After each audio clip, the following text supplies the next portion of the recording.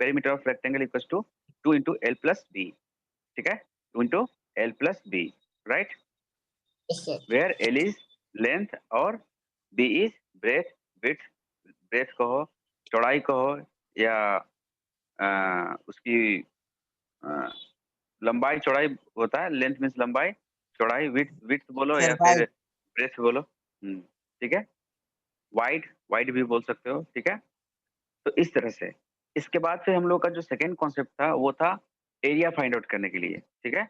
Area और perimeter में हमने बहुत अच्छे से डिफरेंस बताया था, ठीक है। एरिया और पेरीमीटर एक दूसरे से कैसे अलग हैं ये मैंने बताया था, ठीक है। तो ये सब टर्म को समझना बहुत जरूरी होता है। क्वेश्चन तो तुम लोग सॉल्व कर लोगे, लेकिन फिर बाद में ऐसा लगा कोई पूछ दिया, बेटा बताओ कि तुम पेरीमीटर, तुमने तो मेंसुरेशन पढ़ लिया, पेरीमीटर और एरिया में क्या फर्क है, ठीक है, तुम क्या समझते हो पेरीमीटर और एरिया में। वो तो ये नहीं बोलेंगे कि इसका तुम आंसर बताओ, ठीक है, वो ये पूछेंगे कि perimeter, what is perimeter, what is perimeter and what is area. Sir perimeter में कितना लेंथ लेता है और सर एरिया में कितना कवर कर रखा है उसे मेजर करना होता है। Yes sir. यस, ठीक है। तो तुमने पढ़ा, तुमने सीखा, तब इस बात का तुम जवाब दे पा रहे हो। तुमने मेरे लेक्चर को ध्यान से सुना, क्लास ज्वाइन किए, तब न बोल पाए। अगर नहीं क्लास को ज्वाइन करते, नहीं लेक्चर अटेंड करते, तो तुम इस बात को नहीं बोल पाते। क्लियर? तो फिर हम लोगों ने हाँ, एरिया फाइंड आउट करने के लिए, सबसे पहले हम लोग स्क्वायर का जो है एक छोटा छोटा बॉक्स को, एक यूनिट का स्क्वायर जो स्मॉल बॉक्स था उसको हम 1 यूनिट स्क्वायर, हाँ, और एक चीज और डिस्कस किए थे कि पेरीमीटर का जो यूनिट होता है वो उसके माथे के ऊपर 2 नहीं लिखा हुआ होता है, वो सिंपली जिस यूनिट में है उसी यूनिट का होता है, ठीक है। अगर मीटर में है तो मीटर में होगा, सेंटीमीटर है तो सेंटीमीटर में होगा, अगर किलोमीटर है तो वो किलोमीटर में होगा, ठीक है। लेकिन एरिया जो होता है वो स्क्वायर में होता है, सेंटीमीटर स्क्वायर, ठीक है, मीटर स्क्वायर, किलोमीटर स्क्वायर, ठीक है, उसी को हम शॉर्ट में बोल देते हैं स्क्वायर मीटर, ठीक है। और ये स्क्वायर का कॉन्सेप्ट क्या है ना, उसका एक्सपोनेंट जो उसके ऊपर जो 2 लिखते हैं उसका क्या मतलब है, इस पॉइंट पे भी हम लोग काफी अच्छे से डिस्कस किए थे, ठीक है। सब कुछ याद आ रहा है? मैंने जितना पढ़ाया है सब कुछ याद आया इस मेंसुरेशन में? Yes sir. Sir Asif, Asif पहले क्लास ज्वाइन कर लो, इसके बाद आराम से खाना, ठीक है। पहले क्लास को पहले ध्यान सुनो, इसके बाद खाना आराम से। आसिफ, ठीक है। तो ये सब था एरिया के बारे में। अब इसके बाद फिर हम लोग छोटे छोटे स्क्वायर से एक फिगर का एक कोई फिगर जो था कितना एरिया कवर कर रहा था, उस हिसाब से हम लोग एरिया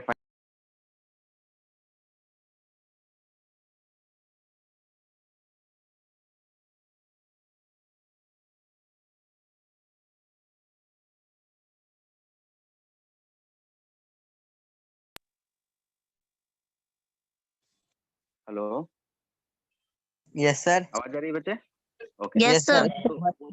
हाँ, छोटे छोटे स्क्वायर से, है ना, छोटे छोटे स्क्वायर से हम लोगों ने एरिया फाइंड आउट करना सीखा था। इसके बाद पे जो हमारा लास्ट लेक्चर जो हमारा जो खत्म हुआ था वो था एक फॉर्मूला हम लोगों ने डिराइव किया था, ठीक है, that is area of rectangle length into breadth, area of rectangle equals to length into breadth, ठीक है। ये हमारा लास्ट लेक्चर यहीं पे हमारा एंड हुआ था। अब इसके आगे हम लोग प्रोसीड करते हैं। सारा कुछ याद आया कि नहीं? मैंने जितना पढ़ाया एक बार मैंने ओवरव्यू कर दिया। सर आपकी वॉइस क्लियर नहीं आ रही है।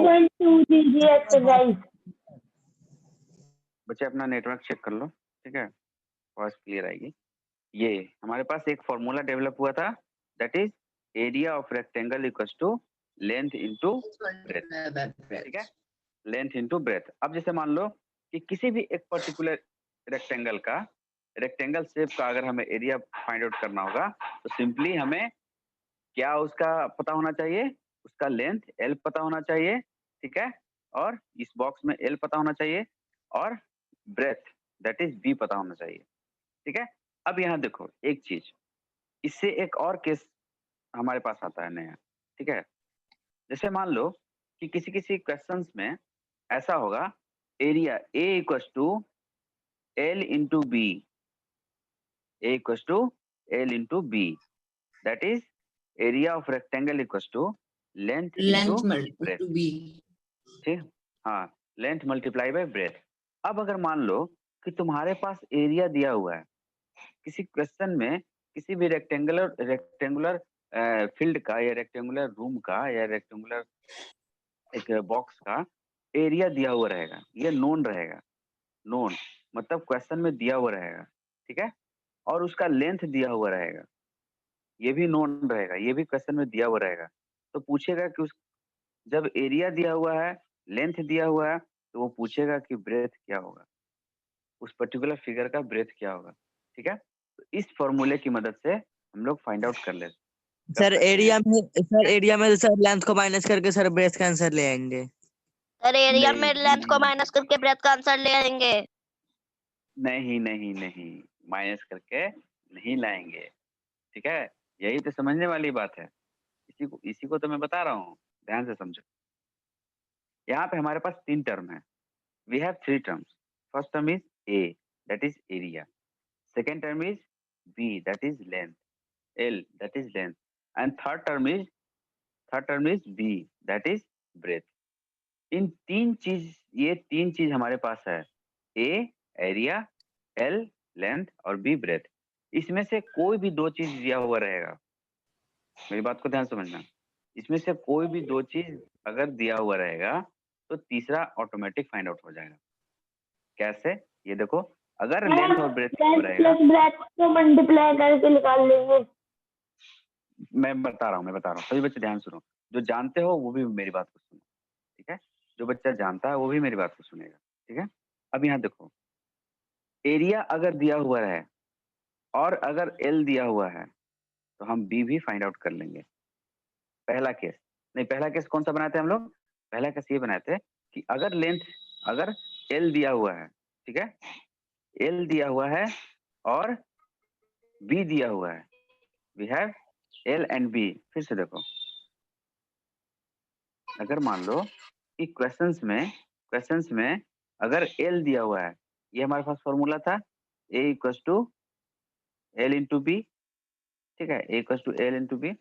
अब अगर मान लो के से नोन में लिखूंगा, नोन मतलब दिया हुआ, गिवन, जी फॉर गिवन, मैं जी लिखूंगा, ठीक है। अगर मान लो कि एल गिवन, जी और बी गिवन, ठीक है, तो हम लोग ए फाइंड आउट कर पाएंगे, इजिली फाइंड आउट कर लेंगे। ये क्वेश्चन मार्क है, ये फाइंड आउट कर लेंगे। ये बना हमारे पास पहला केस।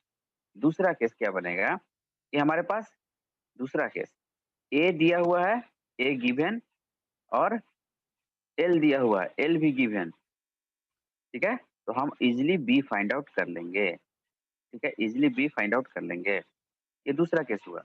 तीसरा केस हमारे पास क्या होगा, बी गिवन होगा, ठीक है, उस रेक्टेंगुलर शेप का बी गिवन होगा और ए गिवन होगा, ठीक है, जी फॉर गिवन। तो हम इजिली एल फाइंड आउट कर लेंगे,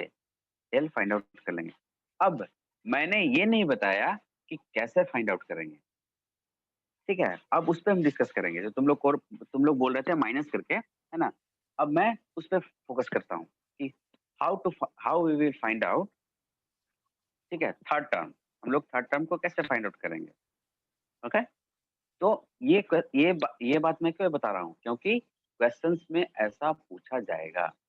जैसे तुम आगे न्यूमेरिकल बनाओगे, प्रॉब्लम बनाओगे, एक्सरसाइज का क्वेश्चन सॉल्व करोगे, या फिर और भी क्वेश्चंस आएगा, टिपिकल क्वेश्चंस, तो इसी टाइप से होगा। एरिया दिया हुआ रहेगा, उसका एल दिया हुआ रहेगा, बी फाइंड आउट करने के लिए दिया है। सर 5th क्लास में था ये था ना? Yes sir. यस सर, बिल्कुल सेम टू सेम था। A is equal to L plus. Okay, अब देखो, अब कैसे फाइंड आउट करेंगे ये देखो, अब उस पर फोकस करना, ठीक है। ये जो सेशन है आज खत्म हो जाएगा, ये जो एक्सरसाइज जो है आज खत्म हो जाएगा। हम लोग जो है कल जो है अलजेब्रा शुरू करेंगे, ठीक है। अलजेब्रा, हाँ, एक ऐसा करते हैं, एक प्रॉब्लम कल जो है प्रॉब्लम रख लेंगे इस पे। ये जो मेंसुरेशन का जो किसी भी बच्चे को डिस्कस कर लेंगे सर। हाँ, एक्सरसाइज 10.1, 10.2 और 10.3। ठीक है, 10.1 तो बना लिए, 10.2 भी बना लिए हो गए। आज 10.3 बनाना। इन तीनों एक्सरसाइज में किसी भी बच्चे को अगर प्रॉब्लम होगा और किसी भी बच्चे को अगर मान लो कि इस मेंस्ट्रुएशन चैप्टर में थोड़ा भी मैंने जितना बताया जो या जो हमारे बुक में है, किसी भी बच्चे को थोड़ा भी डाउट होगा तो कल हम लोग का डाउट क्लास होगा। स्कूल ठीक कब है, खुलेंगे? कल जो हम लोग का डाउट क्लास होगा। अब ये नहीं पता मुझे अभी स्कूल कब सर फिर से खुलेंगे, लॉकडाउन लगने वाला है। तो ये सर तो अगले सर जनवरी तक तो खुल ही जाएगा ना। अब पता नहीं, देखो अब क्या फर्क सर पड़ता है। लॉकडाउन लगेगा तो सर फिर से बढ़ते चले जाएगा लॉकडाउन। तो सर फाइनल पेपर कैसे देंगे हम सर मार्च में? अभी मार्च तो आने दो, फिलहाल अभी जिस सिचुएशन में हम लोग हैं उस अरे सिचुएशन मार्च को में बेहतर आने के बनाना। लिए 4 मंथ बचा हुआ है। ठीक है, अभी हम लोग जिस स्थिति में है जैसे पढ़ रहे हैं उस पर फोकस करो। खुलेगा तो सबको इन्फॉर्म किया जाएगा बच्चे। ठीक है, खुलेगा तो सभी बच्चों को इन्फॉर्म किया जाएगा, उसके लिए वरीड मत हो, उसके लिए चिंता करने की बात नहीं। ठीक है, तो ये बात हुई। अब फोकस करते हैं। ये मैंने जितना बताया सभी को क्लियर हुआ। थोड़ा सा यस हम लोग डिस्कस सर। कर लेते हैं एरिया ऑफ स्क्वायर। सर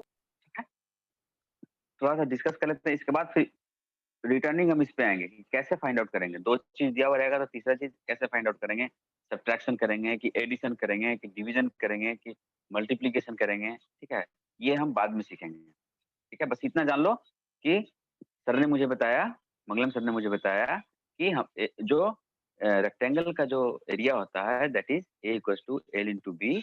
इसमें से कोई ये तीनों में से अगर कोई भी दो चीज दिया हुआ रहेगा तो हम तीसरा चीज फाइंड आउट करेंगे, इजीली फाइंड आउट कर लेंगे। ठीक है, इतना भी दिमाग में बात रखना। फिर हम उस पर फोकस करेंगे कि कैसे अभी छोड़ दो, उस पर भी दिमाग ही नहीं लगाना, बस इतना याद रखना है। चलो अब डिस्कस करते हैं एरिया ऑफ स्क्वायर।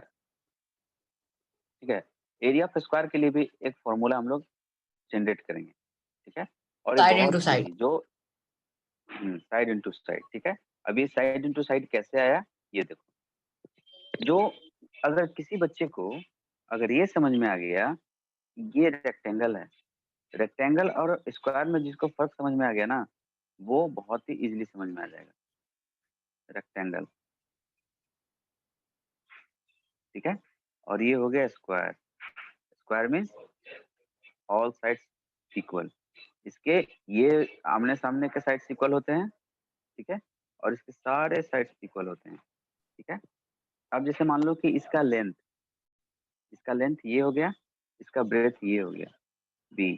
ठीक है, अब इस स्क्वायर का लेंथ ये हो गया और इसका बी ये हो गया, ये एल हो जाएगा, ये बी हो जाएगा।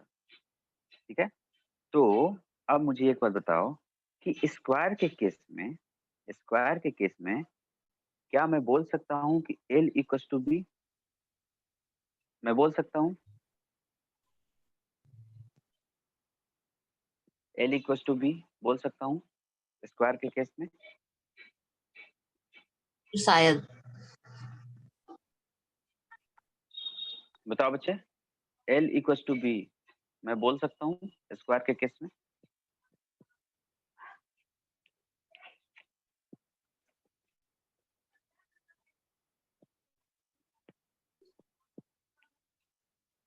कोई जवाब नहीं दे रहा, नहीं बोल सकते? तो मेरी तरफ से यस सर यस सर बोल सकते हैं। बोल सकते हैं, बिल्कुल बोल सकते हैं, क्योंकि सभी इक्वल हैं। ये जो एल सर है क्योंकि इसका एल और बी, वही तो। हाँ हाँ, एल और बी बिल्कुल इक्वल है। ठीक है, तभी तो ये स्क्वायर हुआ, अदरवाइज इक्वल नहीं होता तो ये तो रेक्टेंगल रह जाता। ठीक है, रेक्टेंगल और स्क्वायर में फर्क क्या है कि रेक्टेंगल के आमने सामने के साइड्स इक्वल होते हैं और स्क्वायर के ऑल साइड्स इक्वल होते हैं। ठीक है, तो अब जो हमारे पास फॉर्मूला था, कौन सा फॉर्मूला? Area of rectangle. देखो, एरिया ऑफ रेक्टेंगल जो था फॉर्मूला, ये तो सभी को याद होगा। ठीक है, ए इक्वल्स टू, अभी हम लोग डिस्कस कर रहे थे, एल इंटू बी। ठीक है, अब area of square, area of square, area of square क्या हो जाएगा? Area of square L into B तो हो जाएगा, ये तो रहेगा ही रहेगा, लेंथ इंटू ब्रेथ। लेकिन यहाँ पे क्या हो जा रहा है, लेंथ और ब्रेथ जो है वो इक्वल है, सर तो उसको या तो इंटू करना पड़ेगा। हाँ एल इंटू एल बोल सकते हैं, बी की जगह एल लिख सकते हैं ना, बी की जगह एल लिख सकते हैं। क्यों लिख सकते हैं, क्योंकि एल इक्वल टू बी है, एल इक्वल टू बी है। तो सिंपली हम यहाँ पे एल और बी लिखेंगे ही नहीं, एल और बी लिखेंगे हम सिंपली क्या लिखेंगे, साइड लिखेंगे। ठीक है, इस बात को साइड समझ इंटू पा रहे हो? साइड। हाँ साइड लिखेंगे, क्योंकि लेंथ इंटू ब्रेथ कब कहेंगे, जब लेंथ और ब्रेथ में अंतर होगा तब, जब सब लेंथ और ब्रेथ जब इक्वल होंगे तो सिर्फ हम साइड बोलेंगे। ठीक है, सिंपली हम साइड बोलेंगे। तो ए इक्वल टू क्या हो जाएगा, A equal to L into B जो है, इन दोनों जगह पे हम क्या बोल देंगे, side side into into side. ठीक, इसका साइड मतलब इंटू, सर रेक्टेंगल में वो रहेगा एल इंटू बी। ठीक है, एक मिनट मैं बता रहा हूँ। तो साइड इंटू साइड हो गया। अब साइड इंटू साइड की जगह पे, साइड की जगह पे तुम क्या कर दो, ए कर दो।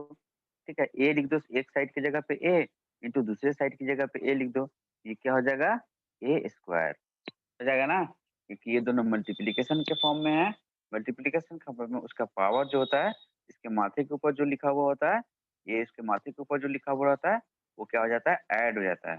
ठीक है, तो ए इंटू ए स्क्वायर। ठीक है, तो अब साइड स्क्वायर बोलो या ए स्क्वायर बोलो या एल स्क्वायर बोलो या बी स्क्वायर बोलो। ठीक है, तो हमारे पास दो एरिया मिल गया। ठीक है, दो फॉर्मूला हमारे पास मिल गया। पहला फॉर्मूला रेक्टेंगल का था, that is A into B, that is A into B. ठीक है, A into B, area of rectangle, area of rectangle L into B, और area of square that is A square. ये formula पता चल गया ना सभी बच्चे को, सर या किसी को डाउट है? Sir okay good. तो ये, हाँ, और सर पेरीमीटर, समझ पेरीमीटर ऑफ, नहीं सर राइट ट्रायंगल का फॉर्मूला समझ नहीं आया। क्या, सर राइट ट्रायंगल फॉर्मूला समझ नहीं आया। Yes sir. Right, right triangle, yes sir right triangle. मैं राइट ट्रायंगल कहाँ बता रहा हूँ, मैं तो स्क्वायर का एरिया बता रहा हूँ, area of square. We are discussing area of square. ऐसे दे दे 10.2 और 10.3 कर लेना बैठ। बच्चे नितिन, नितिन म्यूट करो। हाँ बोलो बच्चे बोलो, कहाँ पे डाउट है बोलो।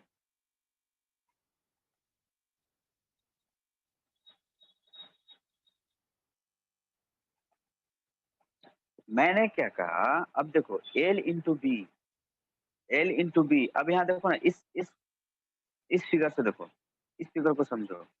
ठीक है, इस फिगर को समझो, इस पे फोकस करो। ये स्क्वायर है ना, ये स्क्वायर है। अब इस स्क्वायर में इसका जो मेजरमेंट है वो 4 सेंटीमीटर है, इसका मेजरमेंट 4 सेंटीमीटर है। सर इसका, हेलो,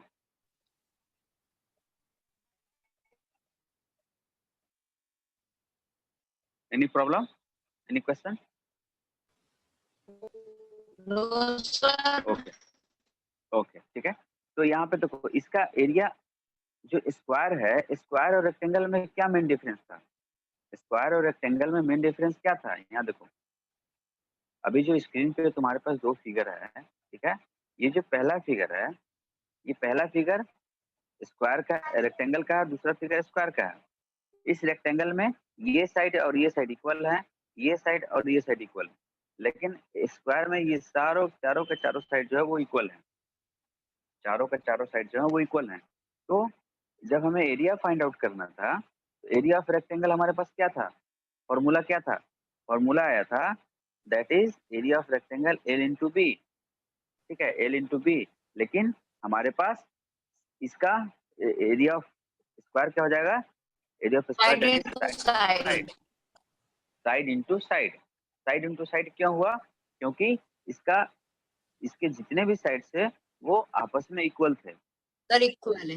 वाह, ठीक है, आपस में इक्वल थे। तो रेक्टेंगल के ऐसा तो नहीं है ना, देखो अब तुम लोग का कंफ्यूजन ये हो रहा होगा कि सर जो लेंथ और ब्रेथ की बात हो रही है, ठीक है, लेंथ और ब्रेथ की बात हो रही है, तो इसमें सर दो लेंथ है, एक ऊपर भी लेंथ है और एक नीचे भी लेंथ है। मैं डाउट क्लियर कर देता हूँ, एक ऊपर भी लेंथ है और एक नीचे भी लेंथ है, ठीक है। यहाँ ध्यान से देखो, ये ऊपर भी एक लेंथ है और एक नीचे भी लेंथ है, इधर भी बी है और इधर भी बी है। अब यहाँ पे क्या है, ये भी लेंथ है, ये भी लेंथ है, ये भी लेंथ है और ये भी लेंथ है, ठीक है, क्योंकि सभी इक्वल हैं। तो आप एक ही लेंथ को क्यों ले रहे हैं, आई बात समझ में? तो बच्चे इसीलिए तो मैं बार बार फोकस कर रहा हूँ कि जब हम लोग पेरीमीटर निकालते हैं, जब हम लोग पेरीमीटर निकालते हैं, तो जितना लेंथ होगा और जितना ब्रेथ होगा सभी को हम लोग ऐड करेंगे, सभी को हम लोग ऐड करेंगे। तभी तो वो आया था 2 into L plus 2 into B, क्योंकि 2L 2 टाइम्स एल और तुम 2 टाइम्स बी, तो ये दोनों कॉमन हो गया था, 2 कॉमन हो गया था, तो एल प्लस बी बचा था, ठीक है। लेकिन एरिया के केस में, एरिया के केस में हम लोग क्या करेंगे, एरिया के केस में हम लोग दोनों एल को नहीं लेंगे, हमें सिर्फ एक एल पता होना चाहिए, उस रेक्टेंगल का सिर्फ एक एल पता होना चाहिए, ठीक है। सिर्फ एक एल पता होगा तो हम simply A equal to L into B कर देंगे। अब इस स्क्वायर के पास भी 4 साइड है, 4 इक्वल साइड है, तो इस 4 इक्वल साइड में हम क्या करेंगे, सभी एल को नहीं लेंगे, सिर्फ 2 एल को लेंगे। Area of square equal to L into L, that is side into side, side बोलो या एल बोलो, ठीक है। इसी बात को दिमाग में रखना है, ठीक है, क्लियर। और अगर मान लो किसी बच्चे को प्रॉब्लम हो रहा होगा समझने में, तो न्यूमेरिकल जब सॉल्व करोगे, एक्सरसाइज जब सॉल्व करोगे, क्वेश्चन जब सॉल्व करोगे, तो ऑटोमेटिक मेरी बात याद आ जाएगी कि सर ने ऐसा कहा था, ठीक है, और बिल्कुल कॉन्सेप्ट जो है बिल्कुल क्लियर हो जाएगा, इजिली क्लियर हो जाएगा, क्लियर।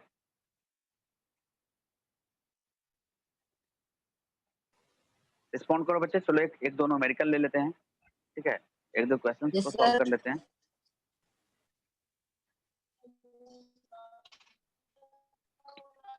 मैं एक एक बच्चे का डाउट क्लियर करूंगा। नितिन, नितिन क्लियर है? Clear sir.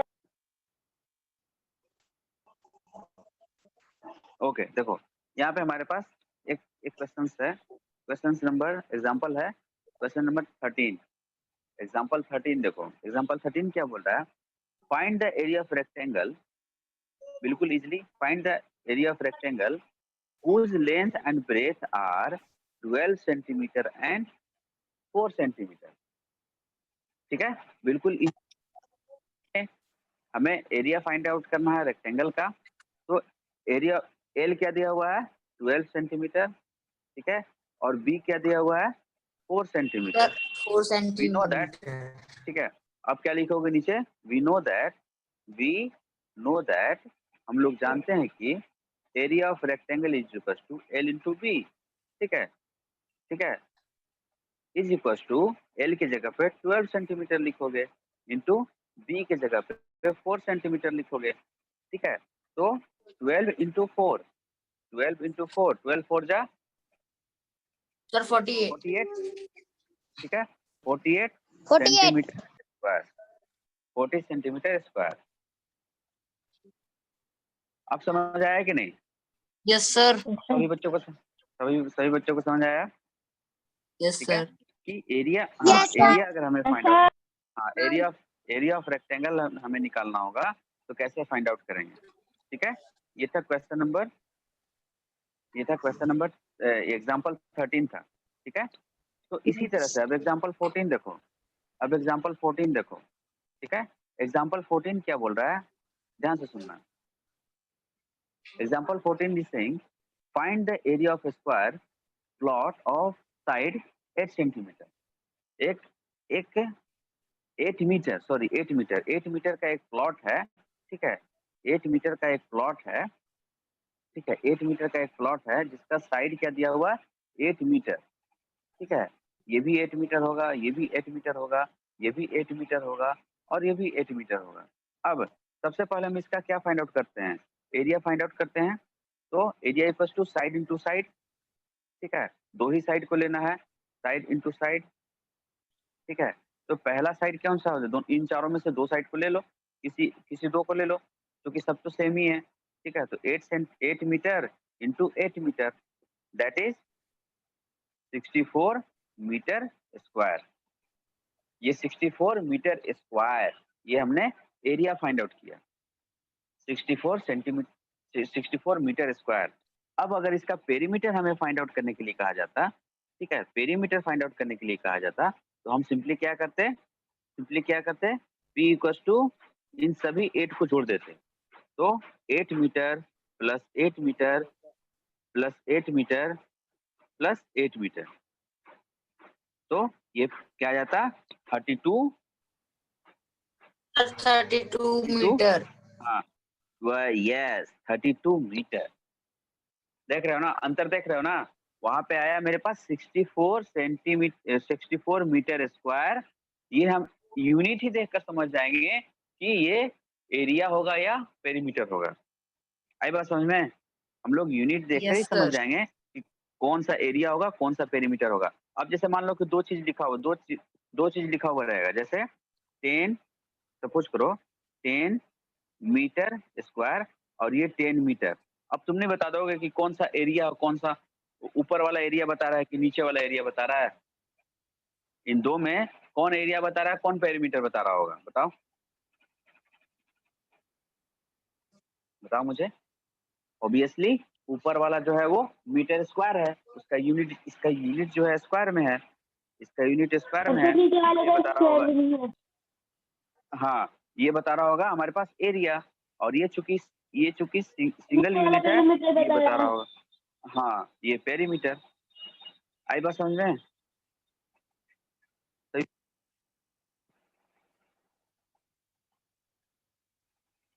बच्चे रिस्पॉन्स करो।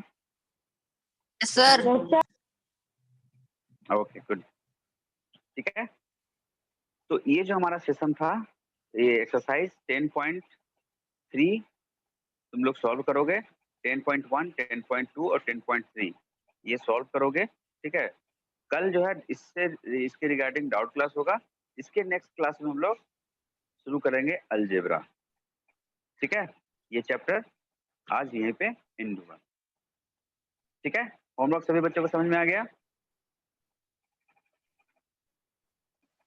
Clear? Yes sir. Yes sir. Okay good, then इस सेशन को यहीं एंड करते हैं। Yes have a sir. Good day. Okay thank you sir. Bye sir.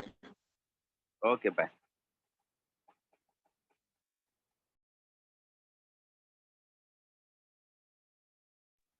Bye sir.